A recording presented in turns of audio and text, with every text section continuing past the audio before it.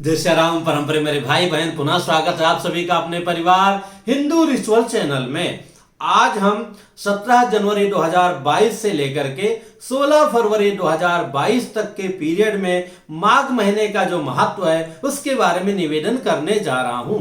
आप कह सकते हैं ये मानव जीवन का जो उद्देश्य है इस एक महीने में ही हम लोग प्राप्त कर सकते हैं। पापों से मुक्त होकर के स्वर्ग लोक की प्राप्ति अवश्य हो सकती है, क्योंकि शास्त्रों में आया है माघे निमग्ना सलिले सुशीते विमुक्त पादास्त्रिदिवम प्रयांति। माघ महीने में शीतल जल में जो भगवान विष्णु जी की कृपा को प्राप्त करने की दृष्टि से स्नान करता है, अथवा ये ना भी सोचे कि भगवान की कृपा की प्राप्ति हो, स्नान करता है, वो निश्चित ही वैकुंठ लोक को प्राप्त होता है। और प्रयागराज का तो महिमा ही क्या है। माघ मकर गद रब जब होए तीर्थपति आओ सब कोई, इसलिए तो वहां यज्ञ का आयोजन करने का प्रयास किया था, जो प्रभु की इच्छा से इस बार सफल नहीं हो सका। तो हम प्रयाग जा सकें, नैमिषारण्य जा सकें, अयोध्या जी जा सकें, काशी जा सकें तो बहुत ही उत्तम है। अगर वहां ना भी जा सकते हैं तो शास्त्रों में आया है कि जहां भी आप स्नान करेंगे उस दृष्टि से, उस भाव से, तो वो जल जो है गंगा जल के समान पवित्र हो जाएगा, माना जाएगा। हाँ, जैसे कुछ नदियां हैं जो गंगा जी के समान है, अथवा हमारे अयोध्या में सरयू जी मैया हैं, उनको संत लोग सर्वोपरि मानते हैं। तो जो उनसे समान है अथवा उनसे बड़ी है, उनका महत्व वही रहेगा। जो नदी है, तालाब है, छोटे मोटे सागर है अथवा छोटी नदियां हैं, उन सारी नदियां गंगा जल के समान हो जाएंगी। वहां जाकर के हमें महीने भर स्नान करना चाहिए। आप कहोगे गुरुजी वहां कौन जा सकता है? तो भैया मेरे शास्त्रों में आया है वहां नहीं जा सकते, अपने घर में भी करेंगे तो भी आपको वही पुण्य फल की प्राप्ति होगी। आया है व्रतैर्दाने तपोभिश्च न तथा प्रीयते हरे माघ मज्जन मात्रेण यथा प्रीणति केशवः। व्रत, दान, तप, यज्ञ आदि करके जो भगवान विष्णु प्रसन्न नहीं होते हैं, वो श्रद्धा पूर्वक माघ महीने में किए गए स्नान से ही प्रसन्न हो जाते हैं। कितना सरल विधि है। इसमें अगर हम भगवान के मंत्रों का द्वादशाक्षर मंत्र अथवा गुरुजन से जो आपको मंत्र मिला है, जो बाबा दादी के नाम का मंत्र, उसका कोई मतलब नहीं, वो नकली फूल है, उसका वो रॉन्ग नंबर है, वो काम नहीं करेगा। पर जो पंचदेव हैं, जिसमें गणेश जी हो गए, नारायण हो गए, शिव जी हो गए, पार्वती मैया हो गई, सूर्य नारायण हो गए, अथवा नारायण से राम, बलराम, परशुराम, दत्तात्रेय भगवान, जितना भी रूप है, नरसिंह, वामन, ये सब, आज जगन्नाथ स्वामी, ये सब उसी में आते हैं।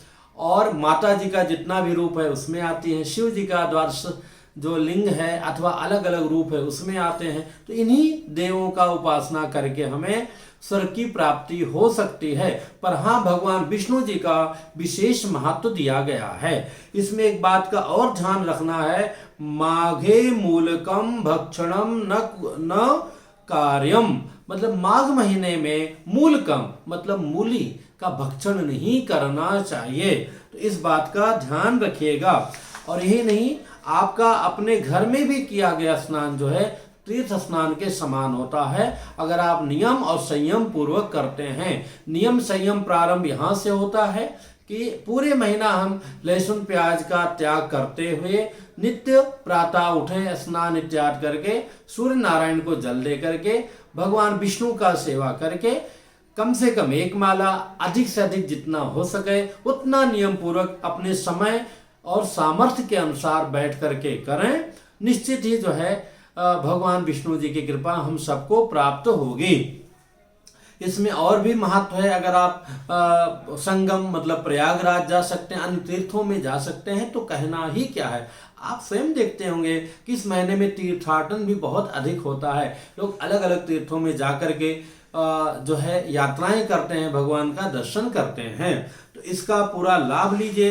और जैसा कि मैंने बताया कि प्रारंभ से ही ये जो महीना हो रहा है पुष्य नक्षत्र है, तो इसलिए जो भी कामना से आप करेंगे, और कामना कोई भी हो, भगवान की कृपा की प्राप्ति आपको अवश्य होगी, इसमें कोई संदेह नहीं है। स्वर्ग लोके चिरम वासो येषां मनसि वर्तते यत्र क्वापि जले तेस्तु स्नातव्यम भृगुवास करे। स्वर्ग लोक की आदि कामना भी आपकी जो है निश्चित ही भगवान की कृपा से पूर्ण हो जाएगी। तो इसका पूरा लाभ लीजिए। आगे जो है फिर जो जो महत्व का, जैसे कि इसमें भी आप देखेंगे तो जो अमावस्या का स्नान है, फिर बसंत पंचमी का स्नान है, और बाद में 2 स्नान और है, उसके बारे में अलग अलग से निवेदन करते जाऊंगा। मैं समय समय पर प्रयास करूंगा। दूसरा ये भी है कि हमें तिल से स्नान करना चाहिए पूरे महीना भर। तो तिल हम ऐसे स्नान करेंगे बड़ा कठिन होगा, तो रात में तिल को भिगो के रख दीजिए, और सुबह जो आप सामान्य स्नान करने के बाद में फाइनल छन्नी से बाल्टी में तिल वाले जल को छान लीजिए।